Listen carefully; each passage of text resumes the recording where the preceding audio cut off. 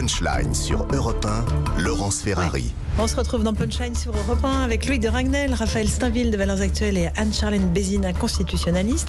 On a évoqué Emmanuel Macron qui parlait de Jean-Luc Mélenchon. Et il y a aussi Marine Le Pen qui était en déplacement aujourd'hui, évidemment dans le cadre des législatives, qui elle aussi a ciblé Jean-Luc Mélenchon, évidemment sur ce qu'il a dit à propos des policiers après le refus d'obtempérer à Paris.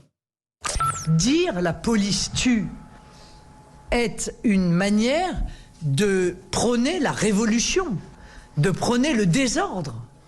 Si ceux qui sont censés faire respecter l'ordre sont accusés du pire des crimes, alors c'est que l'on prône le désordre. Or, je pense que Jean-Luc Mélenchon prône le désordre.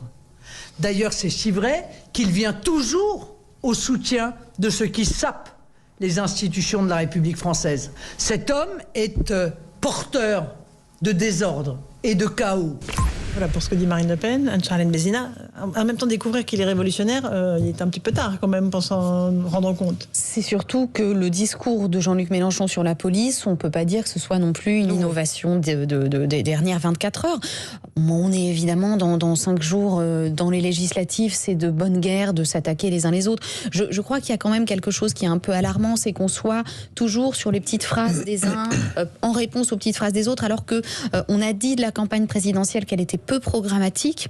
On s'est dit tant pis, ça sera pour les législatives. Et bien finalement, cette législative, alors elle est là encore moins programmatique que la présidentielle, ce qui pose quand même question. Parce que une législative, c'est un contrat de législature, c'est-à-dire ce sur quoi on va fonder les 5 prochaines années de notre République, de notre vie française. Et là, alors la NUPES a fait des propositions, mais encore une fois, bon voilà, on se pose la question de leur réalisation et on en débat relativement peu.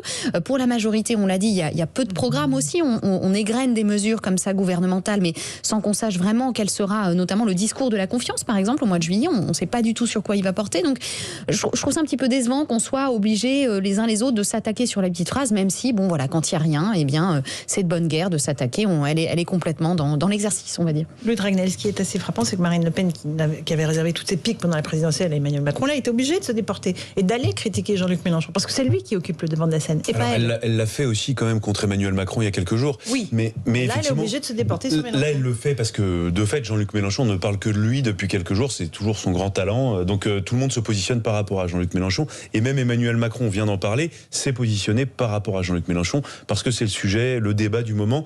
Et donc dans toutes les campagnes politiques, oui, en fait à chaque fois on déplore la même chose. On parle jamais des programmes. On espère tous que le programme arrive et puis quand il arrive, en fait on le lit pas tellement. Non mais la vérité c'est un peu celle-là. Et ensuite il y a les sujets de la vie quotidienne, les sujets politiques du moment. Et donc là c'est le sujet du moment. On peut pas reprocher à Marine Le Pen de commenter de la même manière qu'Emmanuel Macron le fait.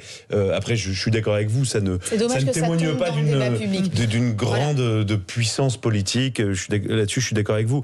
Ensuite, ce qu'elle dit, les propos qu'elle tient, ils sont assez justes, assez pertinent, je trouve, et Emmanuel Macron pourrait et devrait dire, je pense, la même chose. Je crois que sur le chaos et le désordre. Voilà, sur le chaos et le désordre. Et la dernière chose, c'est que oui, donc c'est aussi de la politique politicienne parce qu'on est à quelques jours du premier tour des législatives. Et elle, Marine Le Pen, elle a plus besoin que les autres de clarification pour ses électeurs.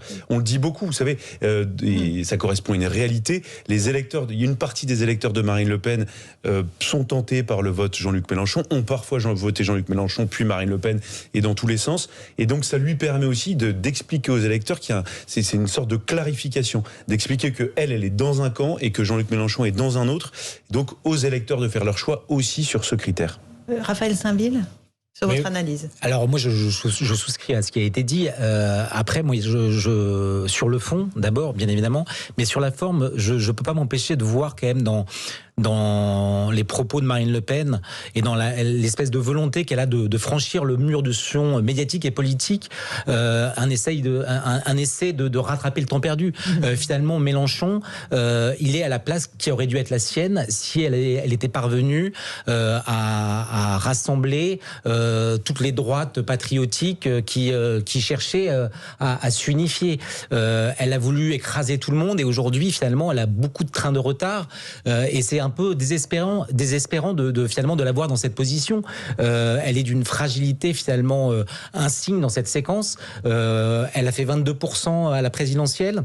Et finalement, aujourd'hui, celui qui tient le premier rôle, c'était celui qui n'était pas qualifié pour le second tour, c'est Jean-Luc Mélenchon.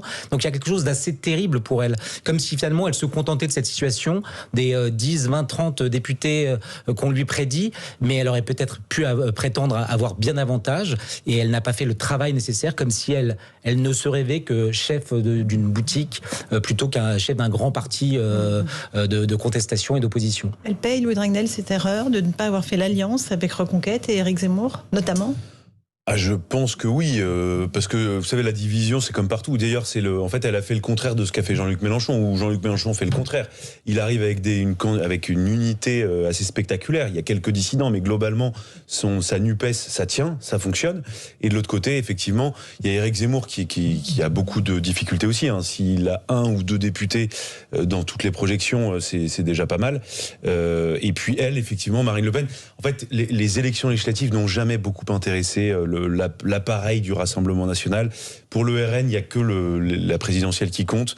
Toutes les élections, même locales, intermédiaires, les régionales, les municipales, c'est des élections qui n'intéressent pas l'appareil. Là, aujourd'hui, c'est un peu malheureux à dire, mais une des raisons principales qui a divisé jusqu'aux législatives Éric Zemmour et Marine Le Pen, c'est une question d'argent. C'est qu'elle a un besoin de se financer, de financer son parti, parce que les dotations aux partis politiques, les dotations annuelles de l'État dépendent du score que vous avez fait. On va pas rentrer dans le détail, mais donc aux élections législatives. Et c'est vrai que elle s'est réveillée très tard. Elle aurait pu, Raphaël Steinville vient de le dire, et il a raison. Elle aurait pu dès le lendemain de la présidentielle dire voilà, moi tenir quasiment le même discours que Jean-Luc Mélenchon dans la stratégie. On va prendre le pouvoir. On a eu plus de voix à ce deuxième tour-là qu'en 2017. Il y a une dynamique. Enfin, elle aurait pu tout à fait dire ça. Et sans doute espérer avoir plus de députés. Anne-Charnel Bézina. Je ne sais pas si le problème c'est vraiment l'union ou le timing. C'est-à-dire qu'en fait j'ai l'impression que Jean-Luc Mélenchon a coupé l'herbe sous le pied de Marine Le Pen, puisqu'en fait il s'y est pris, il a fait de sa non-qualification au deuxième tour un temps d'avance, puisque du coup il a été le premier à se positionner dans l'opposition, et il l'a fait avec une telle force qu'il est devenu l'opposition. Et le rassemblement n'est venu qu'après, en réalité.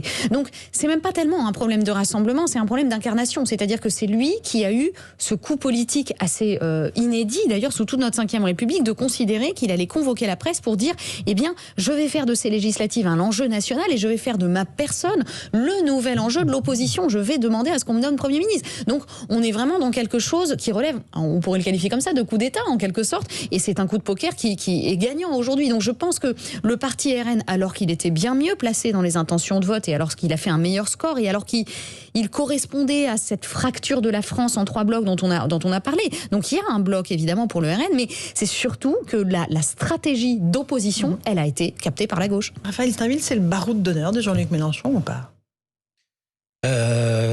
Difficile à savoir. Non, mais il est plein de surprises, et je pense que c'est un peu comme tous les politiques dont on annonce la dernière campagne, le dernier round, et qui finalement se maintiennent. On n'est jamais mort en politique, quoi. Non, mais en tout cas, il fait preuve d'une énergie, peut-être pour son dernier combat, j'en sais rien, débordante, et il est parvenu à cristalliser l'attention de quasiment tout le monde. Louis de Ragnel, même analyse. Mais je suis assez d'accord avec Raphaël Stein, avec ce que vous dites.